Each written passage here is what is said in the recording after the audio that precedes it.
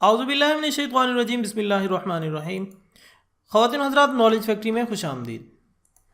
ناظرین اکرام، پاکستان میں ٹیکسٹائل کے بعد دوسری بڑی صنعت پولٹری فارمنگ ہے، جس میں اب تک 300 ارب روپے سے زائد کی سرمایہ کاری سے تقریباً 28,000 سے زائد پولٹری فارم بن چکے ہیں اور تقریباً 23 لاکھ افراد کا براہ راست روزگار پولٹری انڈسٹری سے وابستہ ہے۔ ناظرین، 1953 میں جب پیٹرول 15 پیسے فی لیٹر تھا، اس وقت بکرے کا گوشت 1.25 روپے کلو اور مرغی کا گوشت 4 روپے کلو تھا۔ اس وقت مرغی کا گوشت کھانا امیروں کی شان سمجھی جاتی تھی۔ خواتین حضرات، اس میں کوئی دو رائے نہیں کہ پولٹری کی صنعت کسی بھی ملک کی معیشت میں اہم کردار ادا کرتی ہے، لیکن اس کے برعکس یہ اسی ملک کے لوگوں کی زندگیوں پر بہت سے منفی اثرات بھی مرتب کرتی ہے۔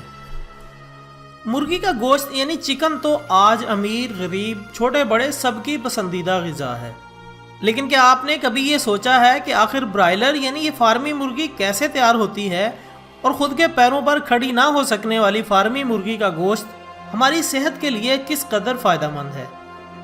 اس ٹاپک پر مزید بات کرتے ہیں، لیکن اس سے پہلے میں اپنے نئے آنے والے تمام ساتھیوں سے گزارش کرتا ہوں کہ چینل کو سبسکرائب کر کے بیل آئیکن کو دبا دیں، اس طرح آپ کو ہماری تمام نئی آنے والی ویڈیوز کا نوٹیفیکیشن ملتا رہے گا۔ ناظرین اکرام، اگر دونوں دیسی اور فارمی مرغی کا موازنہ کیا جائے تو معلوم ہوتا ہے کہ ایک فارمی چوزے کو ایک مرغی کی شکل اختیار کرنے تک 7 سے 8 ہفتے لگتے ہیں، جبکہ دیسی چوزے کو مکمل مرغی بننے کے لیے 1 سال کا وقت درکار ہوتا ہے۔ خواتین حضرات، ان فارمی مرغیوں کی افزائش کے لیے انہیں جو خوراک دی جاتی ہے، ان میں ہائی پوٹینسی میڈیسن اور دیگر کیمیکلز موجود ہوتے ہیں جو ہفتوں میں ہی اس مرغی کو غیر فطری طور پر بڑھا دیتے ہیں۔ اس کے علاوہ ان کی خوراک میں خون، مردار جانوروں کا گوشت اور مزید غلیظ چیزیں شامل ہوتی ہیں۔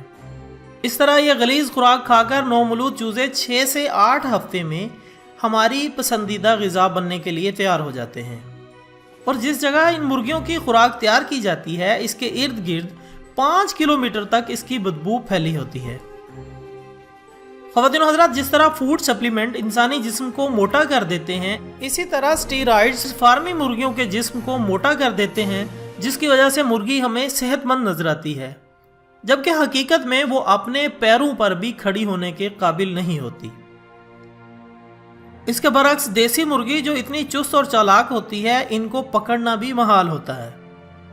ناظرین اکرام، گزشتہ کئی سالوں سے یہ خدشات ظاہر کیے جا رہے تھے کہ بازار میں بیچے جانے والے برائلر مرغی کے گوشت میں کینسر پیدا کرنے والی خطرناک دھات آرسینک پائی جاتی ہے، اور اب آخرکار امریکی ادارہ فوڈ نے بھی اس بات کی تصدیق کر دی ہے کہ بازار میں دستیاب چکن میں آرسینک کی بڑی مقدار پائی جاتی ہے۔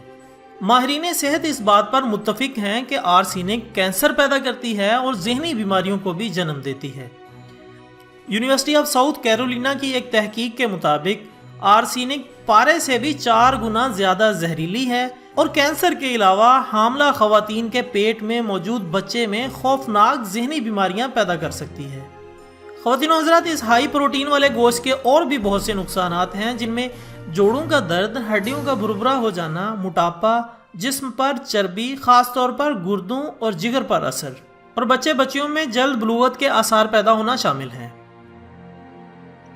اسی طرح ناظرین، ان فارمی مرغیوں کا زیادہ گوشت کھانے کی وجہ سے قوت مدافعت شدید کمزور پڑ جاتی ہے، جس کی وجہ سے انسان آئے روز بیمار رہتا ہے۔